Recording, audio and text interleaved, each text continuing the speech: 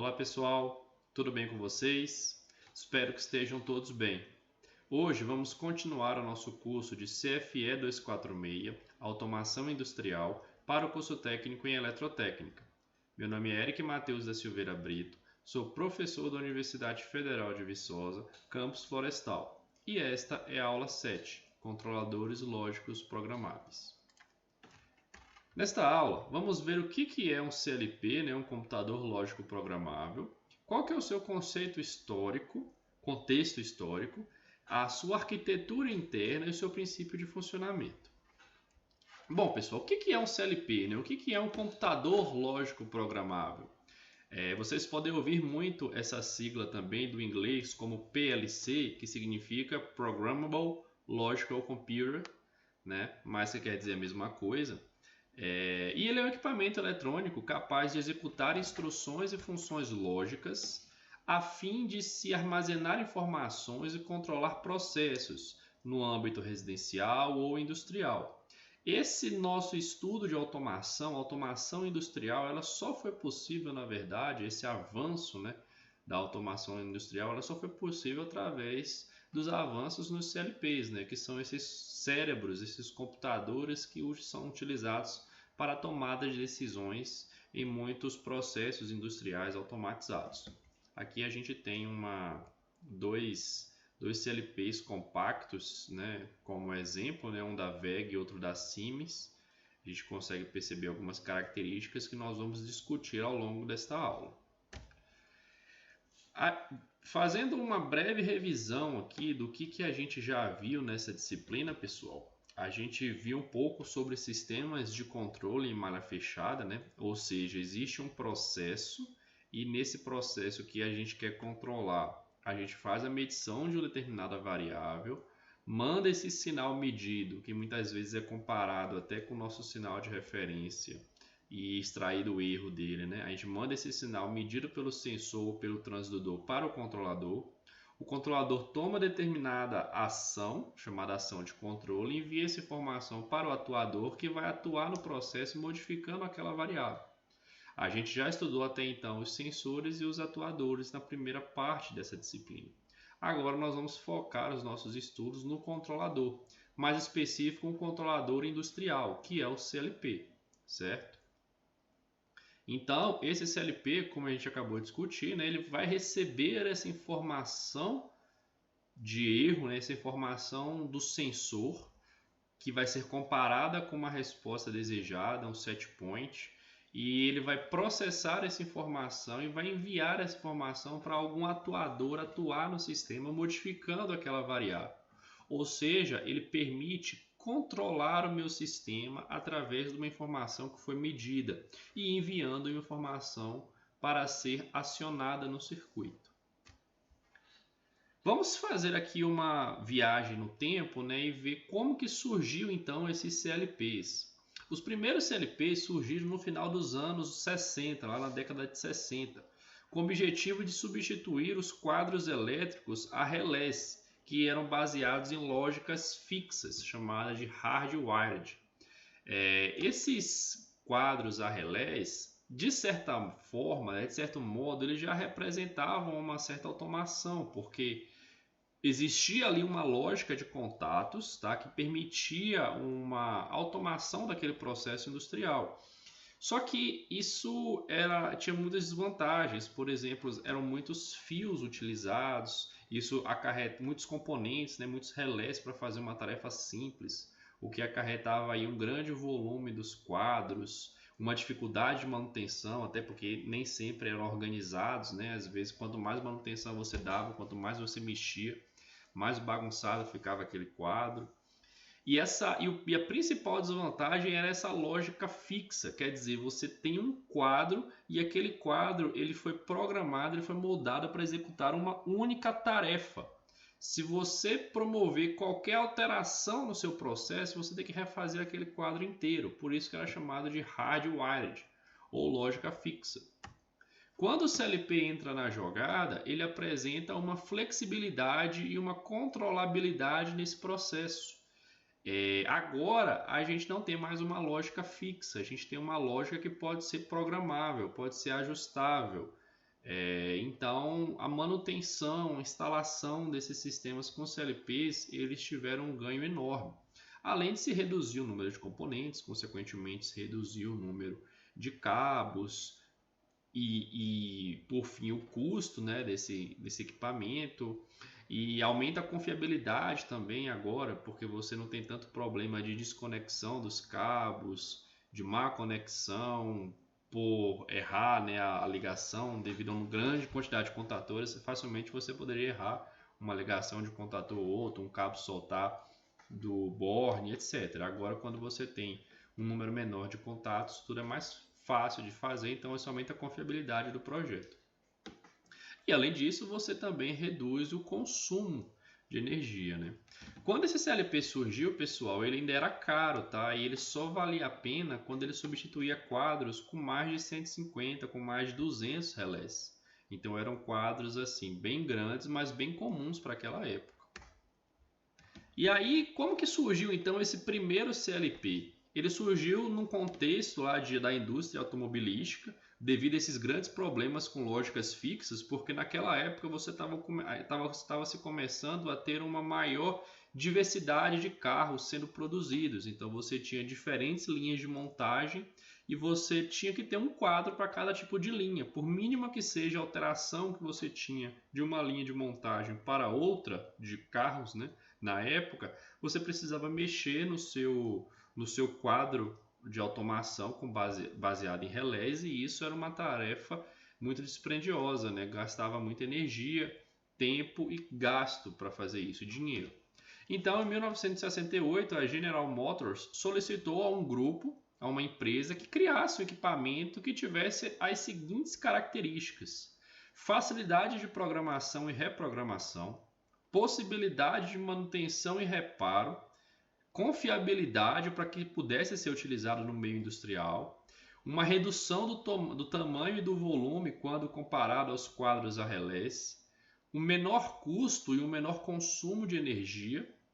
Ele tinha que possibilitar a implementação, tinha que aceitar algumas implementações incrementais na lógica, sem grandes alterações no sistema, né? Imagine que saiu um carro em 1968 e em 1969 saiu um modelo novo com uma pequena diferença, e aquela linha de montagem, aquele CLP aplicado àquela linha de montagem deveria ser capaz de aceitar essa implementação, esse incremento, essa alteração sem muitos problemas. Além disso, era necessário uma memória para armazenamento dos dados em bancos gerenciais, para ter um certo controle do banco de dados, de várias variáveis do processo, e ter uma interface mais amigável com o operador, porque muitas vezes você olhar para aquele quadro e ver aquele tanto de relé, aquele tanto de fio, isso muitas vezes era difícil de se rastrear, não passava muita informação para o operador. Então eles solicitavam também ter uma interface mais amigável. Com isso, um ano depois, em 69, a empresa americana Bedford Associated, liderada pelo engenheiro Richard Morley, esse cara até morreu há uns 3 anos atrás, né? Eles lançaram o primeiro CLP, o Modicon 084, Modicon de Modular Digital Controller. Esse carinha aqui, que o primeiro que surgiu já foi modular. E aí, esse Richard Morley, ele é considerado o pai do CLP, certo? Fazendo uma linha do tempo aqui, então em 68 a General Motors solicita esse projeto do primeiro CLP. Em 69 cria-se o primeiro Modicon 084, né? E 4 anos depois, em 73, esse Modicon ele já é aprimorado para uma versão 184. Nessa época já estava se faturando mais de 5 milhões de dólares com a venda desse componente, tá? Ele foi bem aceito no meio industrial. Em 74 houve então as primeiras interfaces homem-máquina, né? Esse CLP ele era capaz de conversar com essa interface, e isso foi muito interessante, né? Isso permitiu um grande aumento da produtividade e do controle da manutenção dos processos naquela época. E em 75 o Modicon é novamente aprimorado para as versões 284 e 384, com algumas funções extras, algumas funções agregadas, principalmente essa parte de conexão, de comunicação. E aí a gente tem um marco muito importante em 79, que é a introdução do Modbus como primeira rede de comunicação industrial. Agora os CLPs eram capazes de conversar entre si, conversar com demais sensores, conversar com demais equipamentos que estivessem conectados a essa rede de comunicação. Para vocês terem noção, o Modbus foi a primeira rede de comunicação industrial e é uma das mais utilizadas até hoje. Então esse aqui foi um marco muito importante na época. Em 82 a gente tem um grande boom dos CLPs, né? Muitas empresas, a partir da década dos anos 80, 90, muitas empresas produzindo CLPs, desenvolvendo equipamentos, e aí a gente tem o surgimento dos primeiros micro CLPs. Já eram CLPs compactos, né? Menores, já não eram mais CLPs modulares. Com essa grande diversidade de CLPs que foram lançados na época, houve a necessidade, em 93, de se criar uma norma que padronizasse as linguagens de programação, porque cada empresa estava fazendo a sua própria linguagem, e isso, de certa forma, atrapalha um pouco, porque você tinha que saber programar em inúmeras linguagens, né? Então, criou-se essa padronização que é aceita até hoje. Essa norma já sofreu algumas revisões, mas o intuito, o objetivo dela permanece. A partir do século 2000, então, há a criação da automação web com supervisão online de processos, tá? E atualmente, pessoal, o céu é o limite. O avanço da tecnologia permitiu a modernização de CLPs, então nós temos CLPs cada vez mais robustos, mais complexos, mais completos, e dependendo da aplicação, atualmente você tem o CLP que você quiser, dependendo da aplicação, tá bom? Então, sobre a arquitetura interna do CLP, eles podem ser fabricados de duas formas. Tem a construção compacta, que seria essa daqui, onde todas as partes que constituem o CLP são no mesmo corpo, né, o rack. Então é um rack só. Daqui a gente consegue ver que a gente tem o CLP com módulo processador, conexões de entrada, saída, de comunicação. Tudo aqui está dentro de um corpo só. Ou a gente tem os CLPs modulares, né, que a gente tem vários racks e a gente encaixa os módulos que a gente quer utilizar, dependendo da aplicação. Então, possa ser que existam aplicações que eu vou precisar de mais conexões de entrada, mais conexões de saída. Tem outras aplicações que eu posso precisar de um módulo de comunicação diferente. Então, essa modularidade ele permitiu uma grande escalabilidade dos CLPs, tá? Só para vocês terem noção, o primeiro CLP que surgiu ele já foi modular. Então, o modular não é uma evolução do compacto. Na verdade, o compacto é uma derivação do modular o compacto ele vai ser mais nessa característica de micro e mini CLP para aplicações menores, certo? Mas o primeiro CLP já foi pensado como modular, tá bom? E aí a gente pode classificar os CLPs de diversas formas, tá? Em relação à sua memória, número de entradas, velocidade de processamento. Mas uma classificação bem aceita hoje está relacionado com a sua quantidade de entradas e o tamanho da sua memória, tá?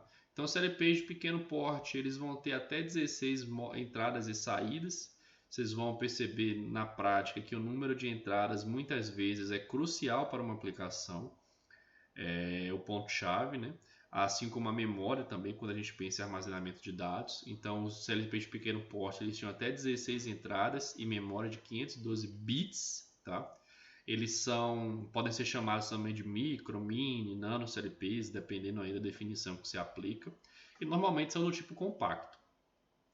Nós temos os CLPs de médio porte, aí já com capacidade bem superior de número de entradas e saídas e uma memória também aí na faixa de 2048 bits, tá? Podendo ser compactos ou modulares.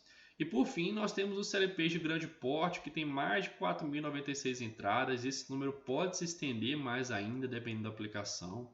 E essa memória aqui interna ela é ajustável, tá? Então, como eu falei, aqui o céu é o limite.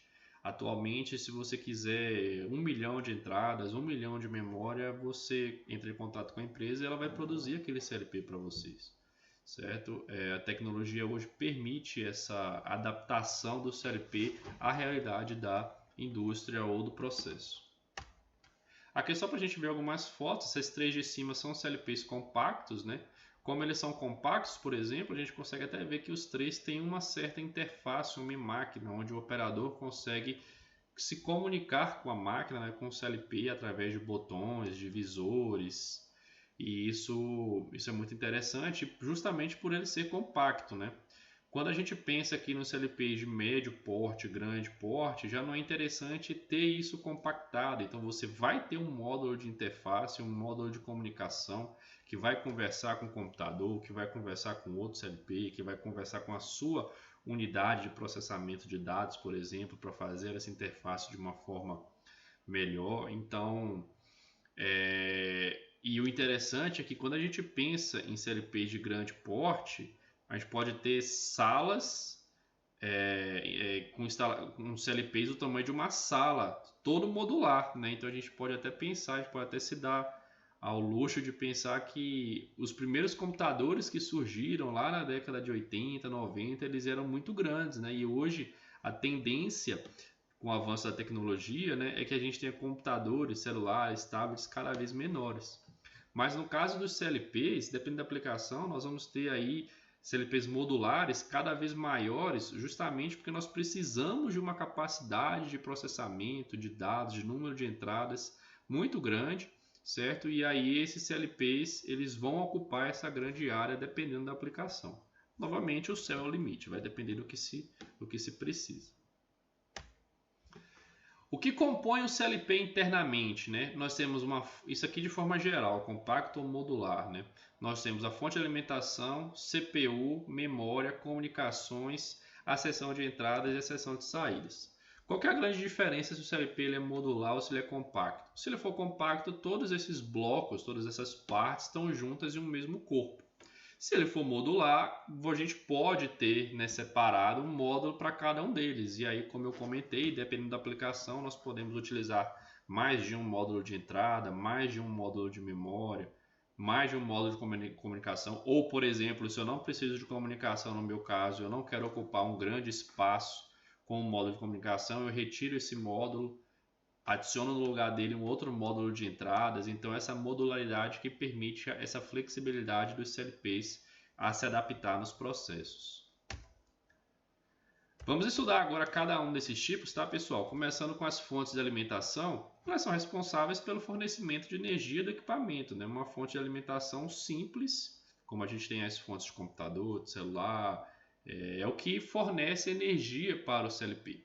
Só que tem uma característica muito interessante, que essa fonte de alimentação do CLP, ela tem que ser capaz de fornecer todos os níveis de tensão disponíveis para serem usados pelos demais blocos.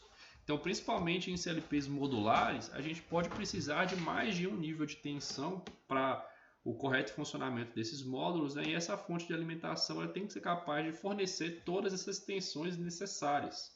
Dependendo do caso, então a gente pode ter um módulo de fonte de alimentação para uma tensão, um outro módulo para outra tensão, tá? Para a gente poder aí não ter um módulo só com todos os níveis de tensões necessários. Essas tensões elas podem ser CA ou CC, então pode ser alternado ou contínuo, né? Só que mesmo se ela for alternada, com certeza ela vai ter internamente um estágio ou um barramento de tensão CC, que vai ser utilizada por os componentes eletrônicos, né? Nós precisamos pensar que dentro desse LP nós temos aí transistores, diodos, elementos eletrônicos, componentes eletrônicos que precisam de corrente contínua para funcionar, e muitos módulos também são pensados baseados em corrente contínua. Então é bem provável que internamente se tenha esse barramento CC, e por isso até que a grande maioria dos CLPs, principalmente os compactos, funcionam apenas com corrente contínua. Os exemplos mais comuns aí, por exemplo, de tensão, 127 ou 220 ou bifásico, né? E tensões CC aí 12, 24 volts ou até 30 volts, tá? A CPU a gente está acostumado com esse termo, né, para computador, e quer dizer exatamente a mesma coisa. A CPU ela é a unidade de processamento, que vem do inglês Central Processing Unit. Afinal, o CLP ele é um computador também, então ele tem basicamente as mesmas características. Então essa CPU ela vai representar o cérebro do nosso CLP, que geralmente é constituído de um microprocessador, tá? Essa CPU ela requer uma memória para ela funcionar, para ela armazenar os dados, para gravar o programa, para atualizar os estados das variáveis. Então a gente precisa ter um bloco de memórias aí que vai estar correlacionado, que vai estar atrelado a essa CPU. É nessa memória que a gente vai, por exemplo, gravar o programa do CLP para executar a tarefa que a gente quer, né? A tarefa desejada para aquela determinada aplicação. Essas memórias, existem dois tipos delas, podem ser memórias de dados ou memória de usuário. As memórias de dados são memórias voláteis, ou seja, são memórias elas armazenam temporariamente os estados das variáveis de entrada e saída, os valores dos temporizadores, contadores, comparadores e etc. Né? É uma memória que ela é atualizada a cada novo ciclo de varredura ou ciclo de scan, que nós vamos estudar no final dessa aula o que é. E o mais interessante dela é que quando a gente desliga o CLP, quando a gente corta a alimentação dele, essas informações, né, são perdidas, são deletadas da memória. Por isso que ela é chamada de uma memória volátil.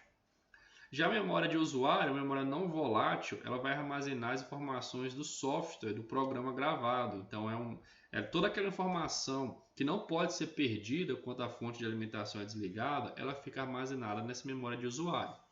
E daí existem vários tipos, né? Algumas delas até vocês já devem estar mais familiarizados justamente pela proximidade com os computadores pessoais que nós temos, né, os PCs, que é a RAM, EPROM, Flash RAM, Flash EPROM, etc.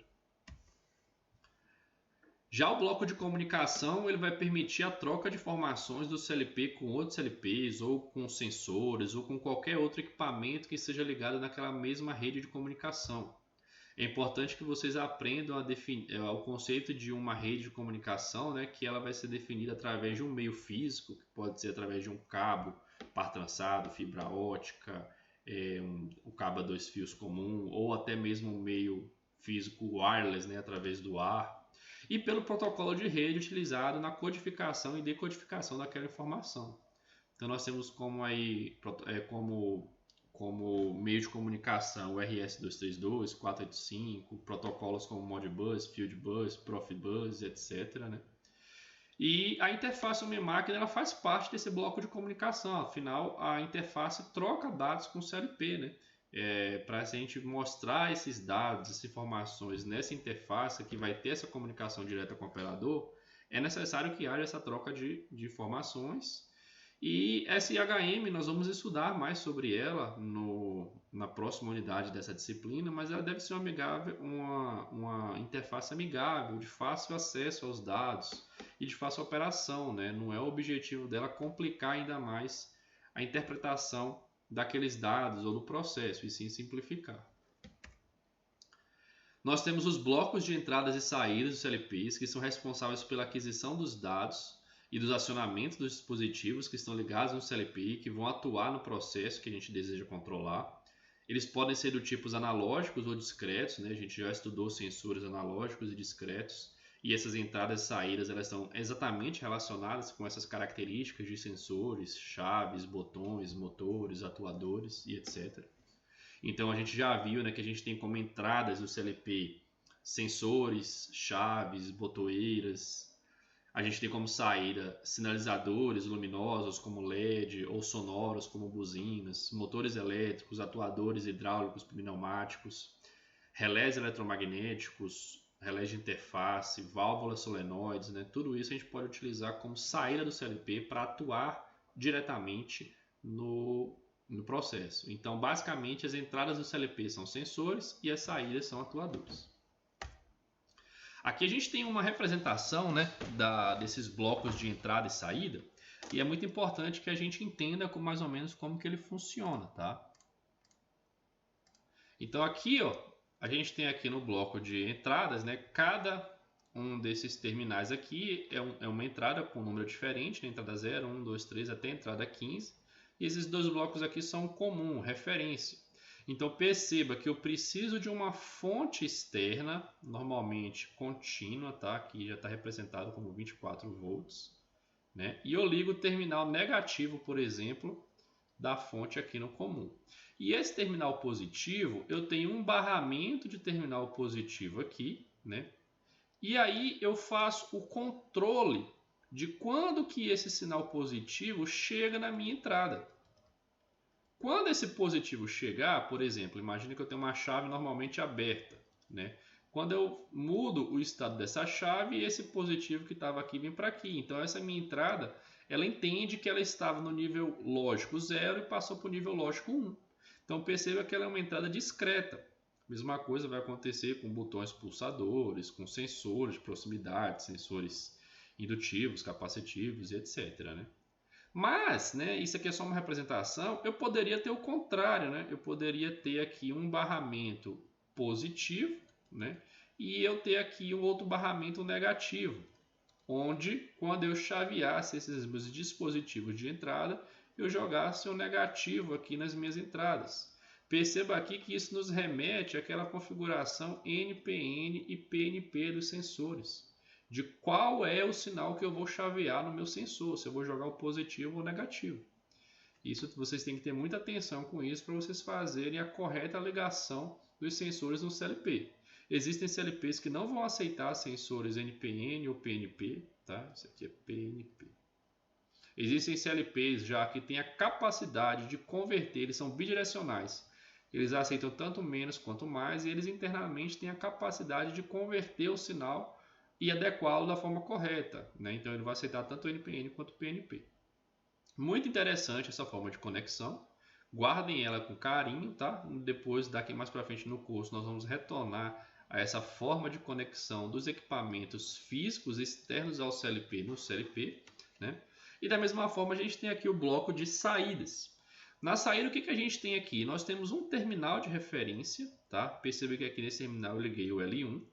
E aí, quando essa minha saída ela vai para estado alto, então perceba que é uma saída discreta, há um chaveamento, é como se eu tivesse uma chave normalmente aberta aqui, ó, entre esse contato e esse. Quando eu ligo essa saída, na verdade eu estou fechando essa chave. Então eu estou pegando esse L1 e estou jogando aqui na minha saída. E aí quando eu ligo ela no motor elétrico, por exemplo, eu tenho um L1 aqui e o meu outro terminal eu tenho a outra fase, né? Eu faço meu motor girar. Eu posso fazer isso com relé, com um sinalizador, com qualquer saída no meu circuito. Então, essa minha saída do CLP, ela é uma saída discreta, 0 ou 1, né? Quando é 0, ela sai 0 aqui, por exemplo, e quando é 1, ela sai L1, né? Porque foi o L1 que eu conectei nesse board de referência. E aí, essa minha saída ela é discreta, é 0 ou 1, mas ela também poderia ser analógica, né? Eu poderia sair, por exemplo, com uma certa porcentagem de L1. Vamos supor que eu queira fazer o controle de velocidade desse motor através da tensão aplicada em seus terminais. Então, eu jogaria aqui uma porcentagem de L1 justamente para fazer o controle desse motor. Então, minha saída seria analógica. Da mesma forma, eu também posso ter sensores de entrada, né, analógicos, e nós vamos discutir mais para frente o funcionamento deles. Só que essa não é a única forma, né, que os CLPs trabalham com umas saídas discretas. Esse CLP, esse caso aqui, ele trabalha com saída discreta do tipo tensão, né? Mas existem alguns CLPs que a minha saída discreta ela é uma chave, ela é uma simples chave, tá? Então aqui a minha saída Q1, eu tenho um fio positivo, um fio negativo e essa chave é normalmente aberta.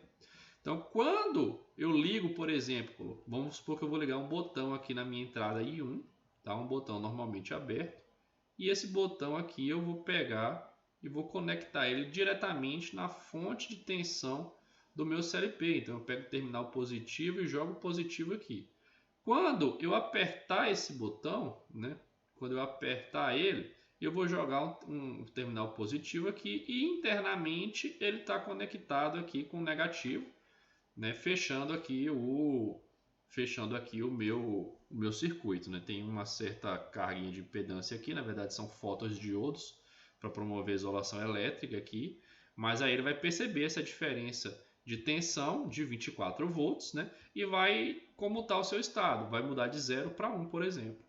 E aí a gente pode desenvolver uma lógica de programação para quando isso acontecer, quando eu apertar esse meu botão B1, por exemplo, eu fechar essa minha chave. Então essa minha chave que era aberta, ela vai fechar. E aí como que eu utilizo esse conceito de chave para fazer o acionamento de uma carga através do CLP? Vou pegar aqui o exemplo do Q2. Eu preciso de uma fonte externa, né? Então imagine que eu tenho aqui uma fonte de 127 volts, por exemplo, né? E aí eu ligo ela no Q2, a saída do Q2 eu ligo, por exemplo, no motor. Ou seja, quando esse cara está aberto, eu não tenho corrente passando por aqui, eu não estou alimentando o meu motor.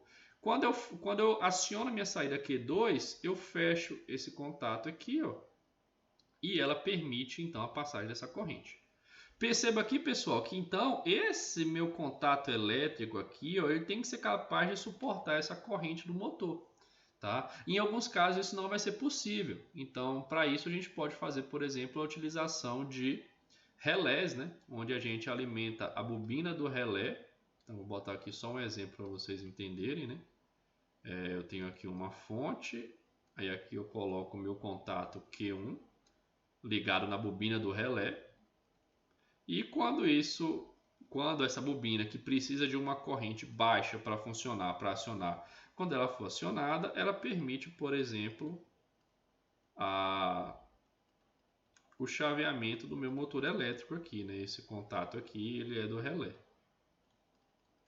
Ele é acionado magneticamente através do relé. Vou chamar de K1 aqui e a bobina de K1 aqui, tá? Então tenham isso em mente. Nós vamos estudar bastante esse modelo aqui mais para frente, até porque esse CLP é o CLP Click 02 da WEG, é o que nós temos disponíveis no laboratório e é o que nós vamos utilizar na disciplina prática de CFE 257, que vocês verão futuramente, ok?